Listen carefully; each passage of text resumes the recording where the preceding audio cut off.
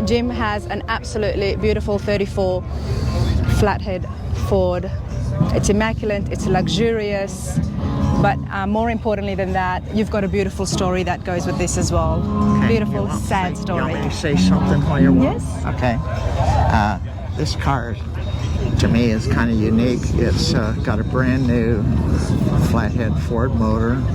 Everything is brand new on the motor except the crankshaft. And it has air conditioning, power brakes, and the sleeper for the car, it has automatic transmission, but I left the clutch pedal in, so when people look at it, they think it's still original stock. Okay, that was smart. Yeah. This car, when I got it in '01, it was a different color, and this wasn't, it wasn't completed. So I got a body shop, and we got in and painted it, put it all together. But the fun part of it was I built it right in my garage by hospice, and my wife were passing, and hospice was there to take care of her. Wow. So I could be right there with her, and so we had a Christmas party, and everybody had to go out, and we set the body on the chassis that Christmas, and then we finished it up. Your wife would have absolutely loved that. Yeah, she passed away 2 months later, and so horrible brain cancer. So I'm so sorry, Jim. anyhow, I've just been so blessed to build this. I have several cars, but this is a sentimental car, really. And, of course it is. I mean, especially at the time that you were building it. And then I was reading Jim's story, everybody, and obviously the passing of your wife is being such a horrible time. You sold the car. Jim was so sad, you were so upset, you sold the beloved car. Who did you sell it to? Yeah, well, you get bummed. I sold it to a museum in St. Louis. A few years later, I started thinking about everything I had done to this car. There's so many features that people can't see. Yep. I hand-painted ceramic inside, and heat will not get into the car. And so I just got bummed, and I sold it to a museum in St. Louis. And a few years later, I got to thinking about it. I said, I should have kept it, but I guess I was hurting. Of course. And so I called him, and he said, Jim, it's not for sale. They would not sell it back to you? He would not sell it to me. And then I called him again, and he said, look, I'm not selling it. Oh, my goodness. Then I called another time, and his son answered the phone, and I said, look, I really want the car. Just tell me. He said, Jim, Augie Bush, Budweiser, tried to buy it, and he wouldn't sell to him. Wow, okay. And so I just pretty much bummed out and gave up. And all of a sudden, my son told me to meet him for Christmas dinner at Camelback Inn here in Phoenix.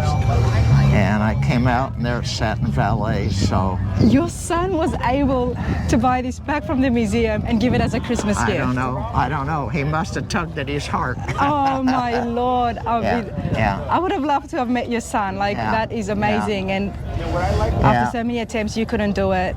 He made it. So blessed. Yeah. Oh, good for you. He's a good son. It's just, when you get my age, you can't do physical things like you used to, like golf and run. And so this is a tremendous hobby for me. I have 6 cars, and I do a lot of the work, as you know, myself. Yes. And so it's just a great hobby, and you meet so many great people, 100%. And you getting started in industry and everything. Yep. You're going to see people, this like a fraternity, sorority, and you keep running into them because, I always say, the car world is a very small world. Jim, this is an immaculate car. I am so happy that you were able to track it back down because it has such sentimental value. Well, thank you for stopping by. Oh, I had to. It caught my eye, and it's absolutely beautiful. Let's have a look inside here. Look at that. Absolutely luxurious, honestly. Let me get my shadow out of there. Wow, and look at the seat here as well. I love hearing stories like that, everybody. I absolutely love hearing stories where the car was then able to be found again, because I know so many people sell cars and then they regret it and then they're not able to find it again, and they live with that. But lucky for Jim to have such a nice son to be able to get that back for him so he can continue his passion. Absolutely beautiful.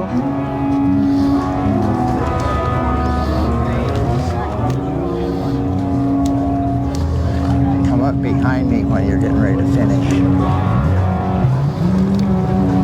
Thank you. Oh, what's behind you? Oh, you've got the car there on the shirt.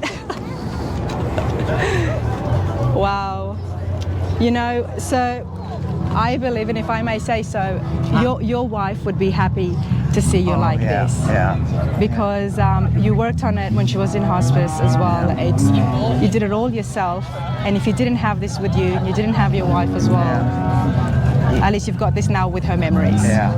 My hearing is outrunning me. But you know what happens? Yeah. At my age, you get to the point where your brain is younger than your body. I can't run anymore. Yeah. I can't jump as high as I used to. You look good. You look good. Jim, I appreciate this so much. You look good, okay? You do the cruises with the group?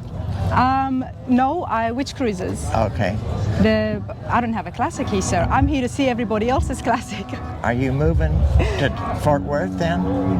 No, I'm based in Tennessee.